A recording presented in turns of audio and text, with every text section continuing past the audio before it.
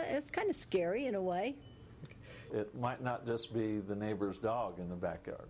This weekend, it wasn't just the neighborhood dog that strolled into Rupert early Saturday morning that caught the eye of a very surprised dispatcher for the Minidoka County Sheriff's Office. My graveyard dispatcher said, "You'll never believe what just walked through the back parking lot of the sheriff's office." Out of the shadows of the county courthouse, a mountain lion stepped into the sights of the sheriff's office surveillance cameras. And it shows that a mountain lion walking through the back parking lot of the sheriff's office on full recording, just sauntering along like he owned the place. It's highly unusual. Chief Deputy Vic Watson says he was off duty that morning, but the surprised and shocked dispatcher called him, telling him what she had seen. Well, immediately the safety concerns for the people in the city of Rupert came to mind. Up to that point, no one had reported seeing the mountain lion in town. Fish and Game, along with city police and every deputy on duty, was sent out looking for the suspect. About 100 pounds, 3 years old. Usually don't go out driving around looking for a mountain lion. Well, it's not every day big game comes wandering through the streets of Rupert, but it does happen. They've had elk, deer, and even moose come through the town.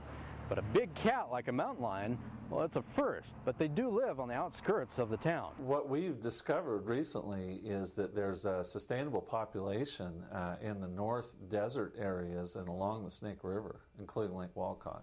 The news of a big cat roaming the streets of Rupert surprised and frightened some, like longtime resident Sylvia Nywert. I thought it was a little scary when I walked right downtown where that cat was first seen.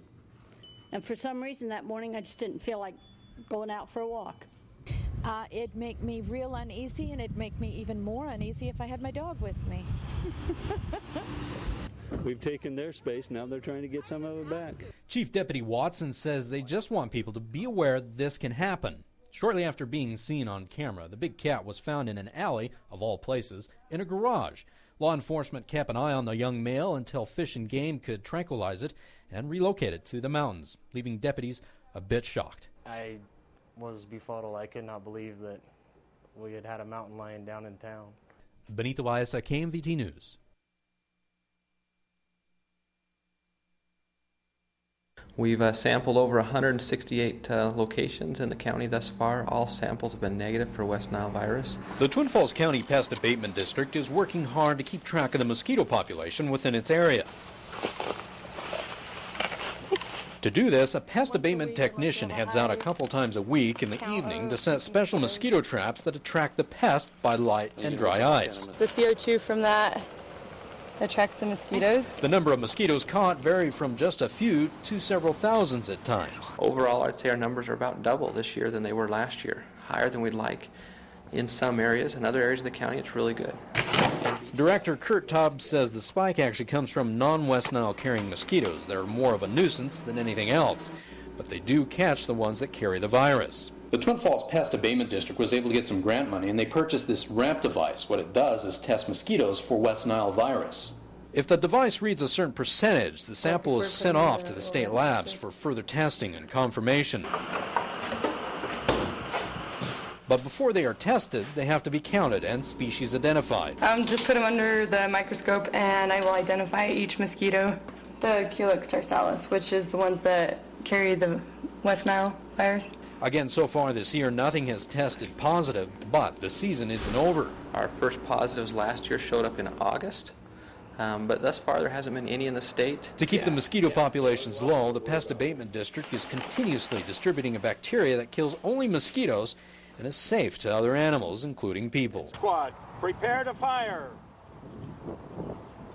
Fire 1. Fire 2. Fire 3. Present arms.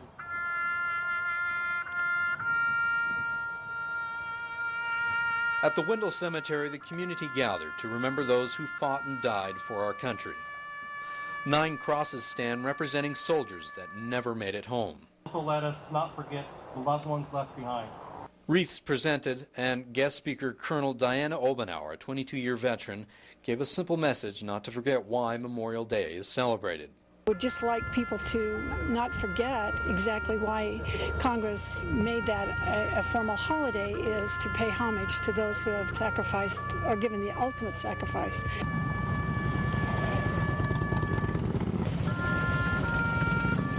Numerous motorcycle groups from the Magic Valley then led everyone to the Wendell Veterans Park, where 5 pentagons hold the names of men and women who served in the nation's military, both living and deceased. If any of you feel like you'd like to share some thoughts.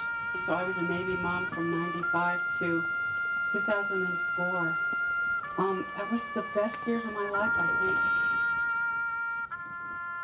And there a Boy Scout reminded everyone from an essay he had written when we should salute those who paid the ultimate sacrifice. When's the appropriate time to honor our fallen? All the time.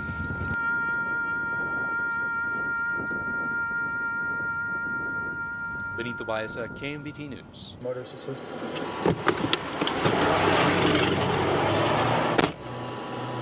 Idaho State Police are on a mission to keep both drivers and construction workers safe this summer. According to the Idaho Transportation Department, in 2008, there were 279 work zone-related crashes and 7 fatalities.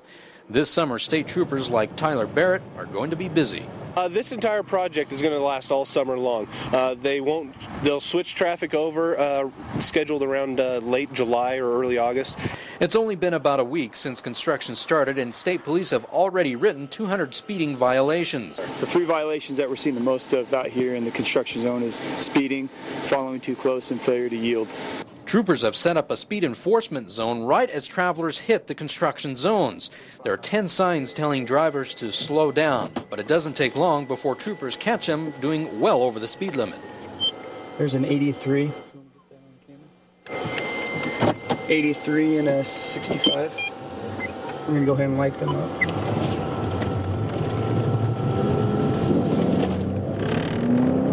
And some of the driver's excuses worry state police. This driver of this vehicle has an excuse that we hear often. And she says she didn't see any of the posted signs. That raises some concerns for us as troopers out here, that their attention to the road and what's going on around them is obviously not where it should be. Idaho State Police wants to remind drivers to pay attention to your surroundings and drive safely, especially in a construction zone. And hopefully by us stopping them, we'll bring their attention back to where it should be, to the road and what's going on.